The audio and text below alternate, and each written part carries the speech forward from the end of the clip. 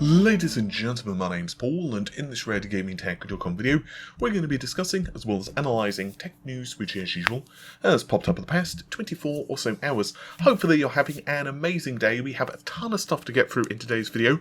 I want to begin, though, with rumours swirling around AMD's next generation graphics cards, which are the RX 6000 series. As you are likely aware by now, these are going to be based on the RDNA 2 architecture and will bring with them a plethora of improvements.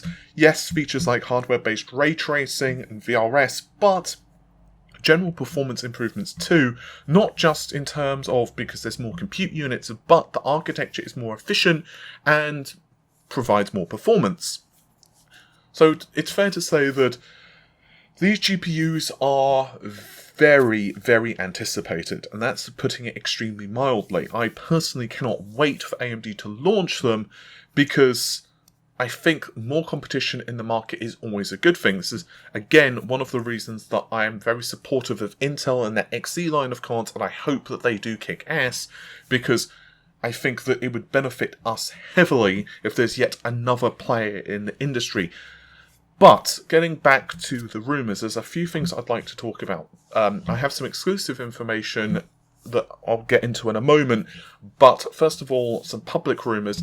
Avery, or Avery78 on Twitter, has posted a couple of images. They've claimed that they have received these images in DM, and I cannot verify this information. However, this information seems very close to what I've reported multiple times from my own exclusive sources. Let's quickly go over it. So it seems that there are 4 Navi 21 based GPUs, or at least that seems to be the plan at the moment, which will be launching from AMD. They didn't specify model numbers. However, it seems that the performance is between the 3080 and the 3090. Again, this is almost exactly what I've been reporting, that AMD are extremely pleased with the performance of the GPUs.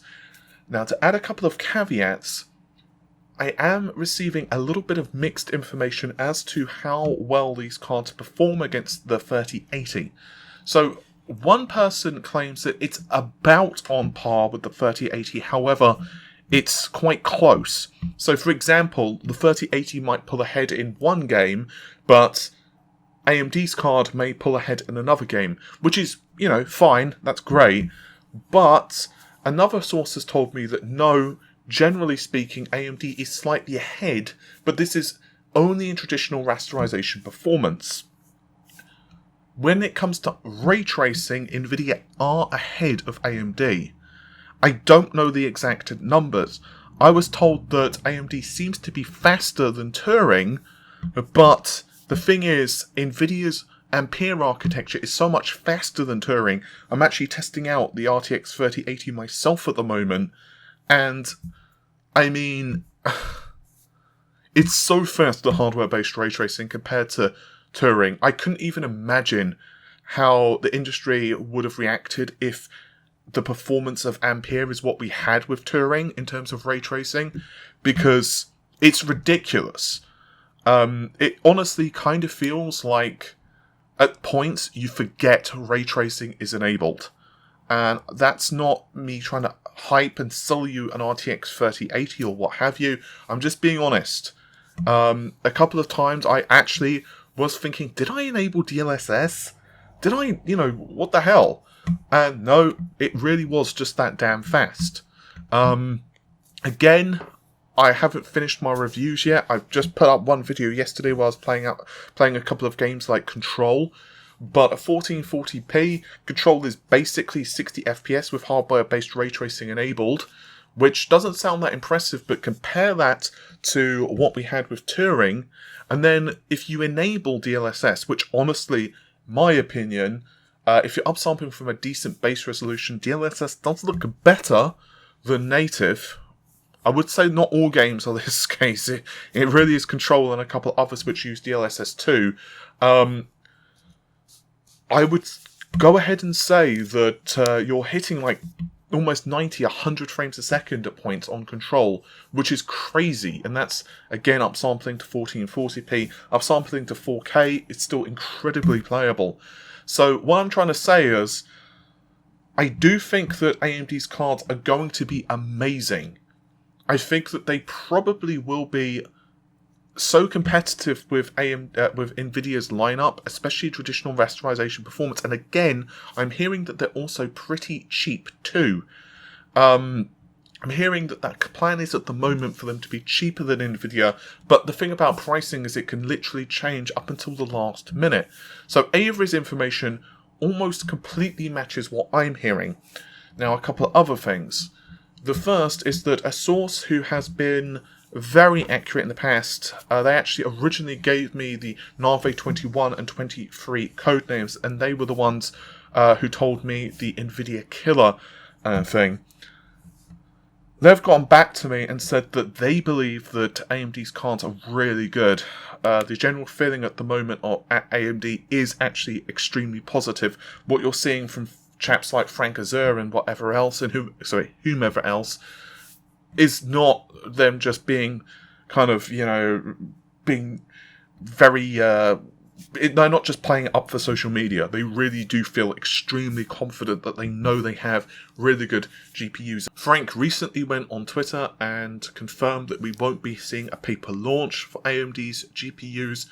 I will remain skeptical yet optimistic on that because, well, we've seen what's happened with the PlayStation 5, the RTX 30 series, the Xbox, and to be honest, I don't even blame like Microsoft or whomever exclusively on this. We all know what's going on, and yeah, I'm not going to get into that can of worms. So hopefully that is the case. But now the final thing, and it concerns the memory configuration of the GPUs. As you are possibly aware, there is some confusion right now whether the gaming cards use HBM2 or GDDR6. If you've been following along regularly with the channel, you'll know that I've been pushing the fact that the cards have been using GDDR6 memory on a 256-bit bus, which obviously means that there's going to be a deficit of memory bandwidth. However, with my exclusive information, I was told that this is made up for by simply having a very large cache on the GPU. I was told that an infinity cache seems to be what AMD are dubbing this, and it could be like 128 megabytes. And according to internal testing of AMD, that's actually equivalent of like a 384-bit bus or something like that. And this was also semi-verified by someone else, but they didn't give me any real specifics. However, the source that told me about this initially has been very accurate with tons of stuff for AMD. But there were some reports that we were seeing HBM2 for the cards instead, which was, again, contrary to what I was hearing. I reported it, but I still said that I believe it's GDDR6. And I received recently confirmation from someone who is extremely well respected in the industry. I won't say who it is, but to say that they're verified is a massive understatement.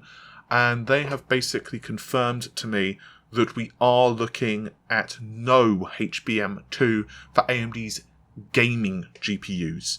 So again, I'm pretty damn certain at this point it's GDDR6 on a 256-bit bus, and the cards will perform very well with this. Apparently, this is not from that source, but the original source of the information. This is because having such a large amount of cache is cheaper, easier to produce, and the performance is, well, just as good.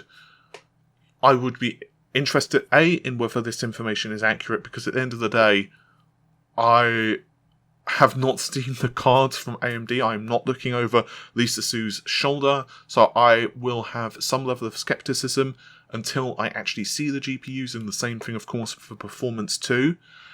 But if this is accurate, I would also love to test this scaling across different resolutions and different configurations, because I think it would be super interesting to see what happens if we run the game at 1440p and then 4K, and then we do this and then we try that. Just a quick brief thing.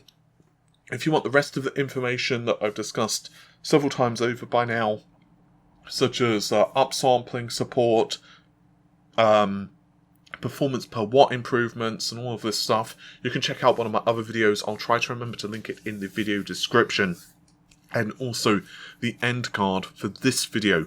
Next up, and this is Nvidia related, the RTX 3060 Ti launches after the RTX 3070. Credit, by the way, to videocards.com for this information. And honestly, I'm not too surprised about this. I always did figure that the 3070 would launch first, but it is nice that we have confirmation of sorts. So it seems that the 3070 will launch the 15th of October. And as a quick reminder, it has 5888 CUDA cores. It is, of course, imperative to realise that these have yet to be confirmed by Nvidia, so do take it with some level of salt at the moment. The 3070 Ti is thought to be slightly more powerful, with 6144 CUDA cores, and also loaded with more memory, so we're looking at 16 gigabytes. And of course, there will also be the 3080 20GB model. So the 3070 Ti and the 3080 20GB model, that's not confusing to say, these will both launch after RDNA 2, the announcement of RDNA 2. As for the 3060 Ti, it shall launch late October, so we can probably say that, last days of October, very early November is looking to be the date of those. Unfortunately, we don't have information yet as to the number of CUDA cores for the 3060, and the memory configuration yet is not confirmed either. This will, of course, start to fill out Nvidia's lineup of GPUs. Personally, I am hearing that the high-end RDNA cards will launch in early November. I recently covered this in a video too, where AMD will basically be seeding reviewers GPUs a couple of days prior to launch. I'll try to remember to link that video in the description. I don't have the dates in front of me, but I think it was the 9th and the 11th. Again, you can check the other video for that, with the 11th being the release date and the 9th being the date that the cards, reviews go live from reviewers. So that honestly would be fantastic, because that means that by, let's say, mid-ish November, we should have basically most of the highest end to mid-range GPUs from Nvidia, and we should also have a very good understanding of how well the AMD GPUs will kind of take them on. I personally think that the market right now for graphics cards is really interesting. The really funny thing about all of this, however, is if you do the maths, the 3060 Ti will actually have more CUDA cores, 512 more of them to be precise, than the RTX 2080 Ti. Now, this of course doesn't mean that the 2080 Ti will be outperformed by the 3060 Ti. I wouldn't be surprised if it was in ray tracing performance. But obviously the architectures themselves between Turing and Ampere are a little different, so the way you count CUDA cores as well is a little different. But I just think it's kind of funny that this is the case. And now moving on to something that caused a lot of controversy. Honestly, I'm kind of surprised it does. And that is that Forza Horizon 3 is reaching end-of-life status. This is going to be September the 27th. But it is headed to Xbox Series X and S with backwards compatibility. This is according to the official Forza account. People asked, well, what about frame rates and resolution? Because naturally, that's all this next generation actually is. It's just frame rates and resolution. And they responded, it's going to be 4K 30 FPS on the Series X and 1080p 30 on the Series S, which made people lose their minds. The thing is, though, people are forgetting that this is not an enhanced backwards compatibility port. This is basically, I don't want to say bare minimum, but the game's end of life, So it's just using standard backwards compatibility mode for the Series hardware, emulating the Xbox One. Now, of course, this is not taxing what the consoles can really do. It's definitely not pushing them to the limits, but it's, well, yeah, 30 FPS. I do admit it's kind of disappointing. Then again, I personally don't play Forza Horizon at all, so I've no real interest in it, so it doesn't impact me. You can also play the PC version, I believe, of this, which will easily be able to outperform this particular port / backwards compatibility mode. I think that it's a shame that there's not a patch for it, but yeah, it is what it is. So I don't really read anything into this one. I'm really surprised it, got so much attention on social media. The fact that a game running in backwards compatibility mode that Microsoft deems to be end of life, because obviously there's more modern games now in the Forza series, they're basically just not putting in the effort to patch it, which I can understand if people were campaigning to kind of patch the game, so because they said it's their favourite in the series or whatever. But to me, there's no controversy that it is only running at 30 FPS, because again, it's a legacy title that they just have not updated the code for. So, if you want to criticise them for anything, you can criticise them for just not bothering to update the code.